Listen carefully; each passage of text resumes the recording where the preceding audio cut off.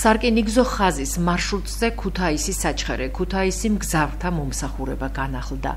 მატარებელი ყოველდღიურად იმოძრავებს და ქუთაისის რკინიგზის სადგურიდან სტარტს დილის 6 საათისთვის აიღებს.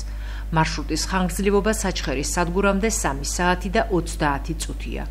გარდა ძირითადი სადგურებისა, საგარეუბნო მატარებელი, როგორც გვეუბნებიან მუნიციპალიტეტების არაერთ ადმინისტრაციულ ერთეულში განთავსებულ ბაქნებზე გაჩერდება.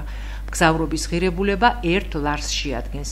დილისთვის მატარებელი ზესტაფონის სარკინიგზო სადგურში დაახლოებით 6 საათსა და 50 წუთზე შემოვა და მოძრაობა საჩხერის მიმართულებით 5 წუთში გააგრძელებს. საჩხერიდან კი ის 11-ის ნახევრისთვის გამოვა და დღის მარშრუტს 2-ის ნახევრისთვის ქუთაისში დაასრულებს.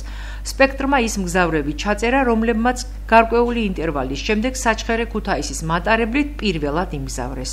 მატარებლის აუცილებლობა ჩვენ სოფელში ძალიან საჭიროა. თაგორიანი სოფელია და არ ვიცი. ეს რო არ გამოსულიყო მართლა ფეხით სიარული მიწევს. ამის გაუქმება არ აქვს და შეიძლება. თაგორიანია ჩვენი სოფელი.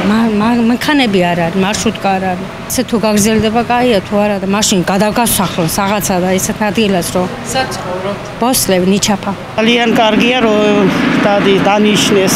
ჩვენ პირადად ისეთ ადგილზე ვართ, რომ მატარებელი უფრო ვიხერხდება და ვაწყობს მატარებლის მგზავრობა.